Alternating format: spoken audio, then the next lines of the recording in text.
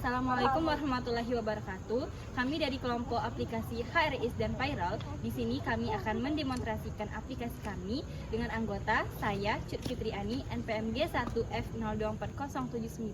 Di sini saya membuat modul kehadiran. Saya Siva Arika Pujranti dengan NPMG 1F024009. Di sini saya membuat modul cuti. Saya Zaira Ayuwandira dengan NPMG 1F024055. Saya mengerjakan modul karyawan. Saya Ivanes Tumanggar dengan NPMG 1F024033. Di sini saya membuat modul jabatan. Nafisa Kalista dengan NPMG 1F024077. Saya di sini membuat modul gaji. Assalamualaikum warahmatullahi wabarakatuh. Di sini saya akan menjelaskan mengenai dashboard pada website HRIS dan Viral. Nah, pada bagian dashboard ini terdapat kelola pengurusan dan detail singkat, penjelasan singkat mengenai website ini, yaitu untuk membantu mengolah data karyawan, jabatan, kehadiran, gaji, dan cuti dalam satu sistem digital. Di sini kita bisa langsung untuk memulai langsung pengelolaannya, masuk ke modul karyawan. Nah, atau kita akan lihat modul. Nah, di sini terdapat beberapa modul pada web ini. Nah, di sini saya akan menjelaskan mengenai modul karyawan. Nah, ini merupakan tampilan dari modul karyawan yang digunakan untuk mengelola data karyawan pada perusahaan. Pada bagian ini terdapat form data karyawan yang berisi ID jabatan, email, tanggal masuk, alamat, nama karyawan, nomor HP, dan juga statusnya. Kita coba masukkan. Nah, setelah itu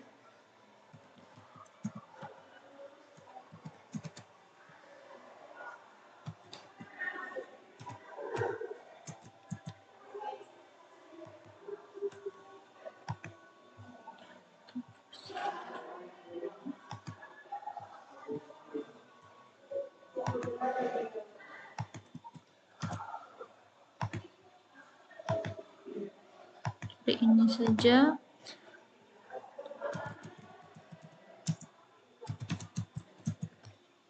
Kita masukkan alamatnya, nama karyawannya, terus nomor HP.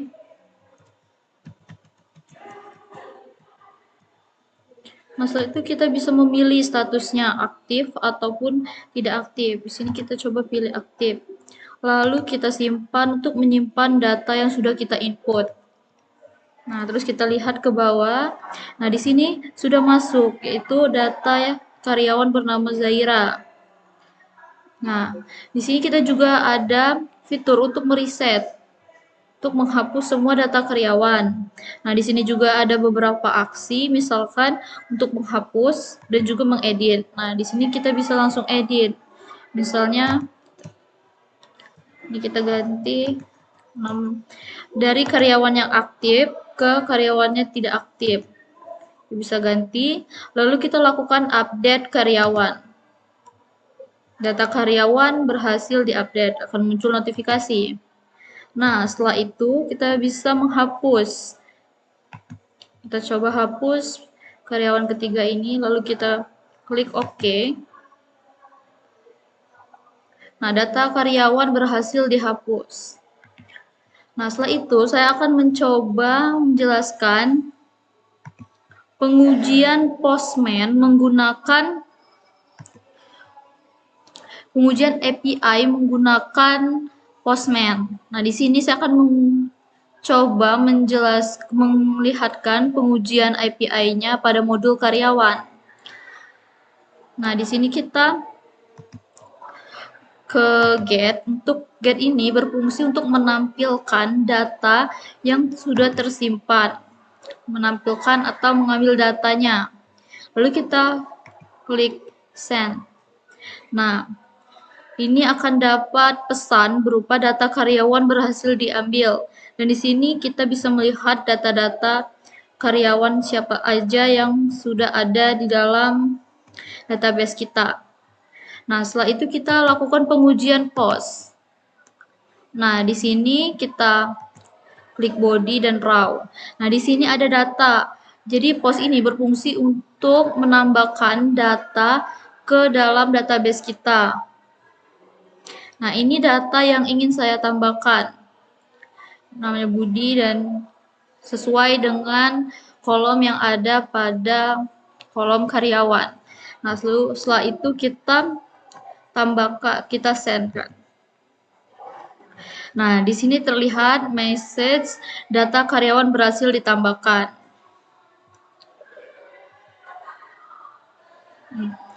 Semuanya sudah masuk ke dalam database. Mungkin itu saja penjelasan mengenai modul karyawan. Saya akan menjelaskan modul jabatan pada sistem HRIS payroll, yaitu pada modul data jabatan ini terdapat 3 data yang harus kita masukkan. Yang pertama itu nama jabatan, gaji pokok, dan deskripsi. Nah, setelah data yang kita masukkan tadi, itu akan terlihat di data jabatan pada yang di bawah ini. Kita juga bisa melakukan CRUD, yaitu tambah jabatan, edit, dan hapus. Setelah itu, kita akan menguji API pada Postman-nya. Yang pertama tuh get. Get ini untuk melihat data yang telah kita tambahkan pada modul jabatan pada sistem HRIS payroll.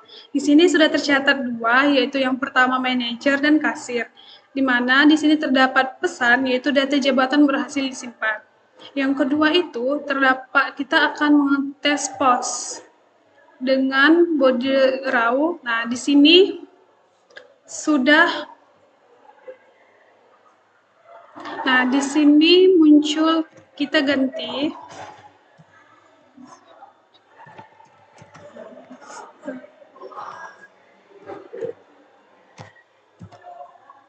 Satu untuk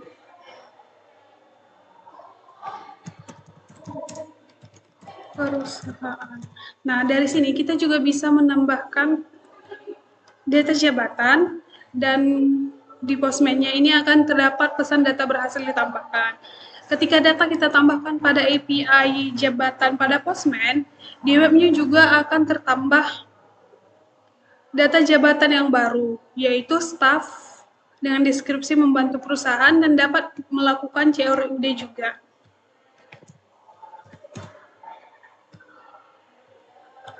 Nah, berhasil. Sekian dari modul jabatan. Selanjutnya di sini saya akan menjelaskan modul kehadiran karyawan pada aplikasi HRIS Payroll. Nah, di sini ada form kehadiran yang dimana memiliki kolom ID karyawan, jam masuk, tanggal, jam keluar, status kehadiran, dan keterangan. Nah, di sini dapat dilihat bahwa data yang sudah saya tambahkan dengan aksi bisa dapat mengedit, menghapus, dan juga mengupdate atau reset form. Kemudian, kita akan menguji Postman. Di mana pertama itu kita menguji dengan get.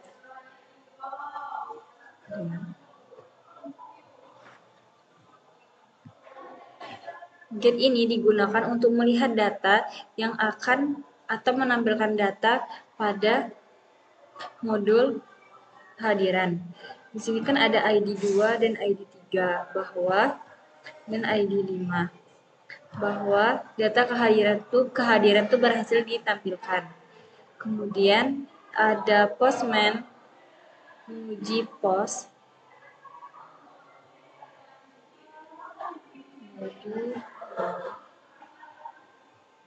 Pos ini digunakan untuk menambahkan data ke modul kehadiran karyawan.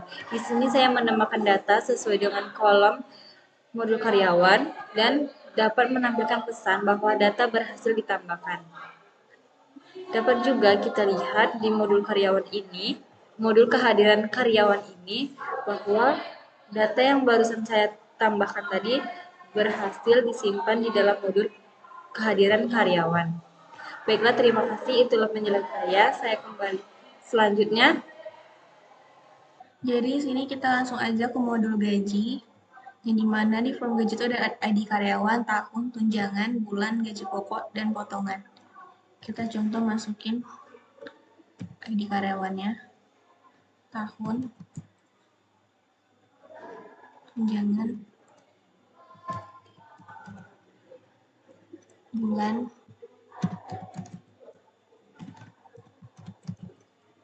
gaji pokoknya,